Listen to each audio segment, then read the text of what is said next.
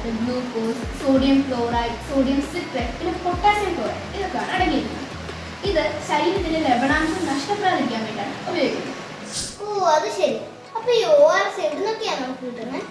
സംസ്ഥാനത്തുള്ള എല്ലാ ആരോഗ്യ സ്ഥാപനങ്ങളിൽ നിന്നും, അവിടുത്തെ ORS സിങ്ക് കോർണറുകളിൽ നിന്നും, എല്ലാ അംഗൻവാടികളിൽ നിന്നും, ആശാപ്രവർത്തകരുടെ വീടുകൾ അടക്കമുള്ള ORS ഡിപ്പോകളിൽ നിന്നൊക്കെ ഇത് സൗജന്യമായി നമുക്ക് കിട്ടും. ഓ ഓക്കെ. അപ്പൊ നമ്മുടെ വീട്ടില് ഇത് എപ്പോഴും വേണം അല്ലേ? വേണം.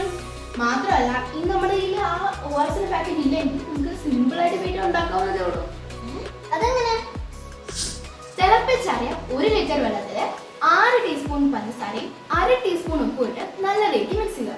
ORS ready. അപ്പൊ ഈ ORS ലേനിക്ക് പകരം എന്ത് നമുക്ക് ഉപയോഗിക്കാൻ പറ്റും ചേച്ചി?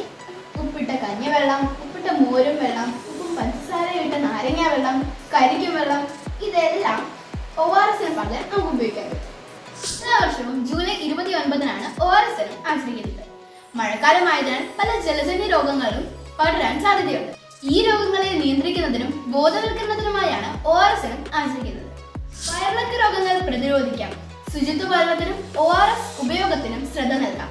ഇതാണ് ഈ വർഷത്തെ ORS ദിന സന്ദേശം. ORS തയ്യാറാക്കുമ്പോൾ ശ്രദ്ധിക്കേണ്ട കാര്യങ്ങൾ: 1. ഉപയോഗിക്കുന്നതിന് മുമ്പ് എക്സ്പയറി ഡേറ്റ് നോക്കുക. 2. തയ്യാറാക്കുന്നതിന് മുൻപ് കൈയും പാത്രവും സോപ്പ് ഉപയോഗിച്ച് വൃത്തിയാക്കുക. 3. ഒരിക്കൽ തയ്യാറാക്കിയ ലായനി 24 മണിക്കൂറിനുള്ളിൽ ഉപയോഗിച്ച് തീർക്കുക. എല്ലാവർക്കും ORS ദിനാശംസകൾ.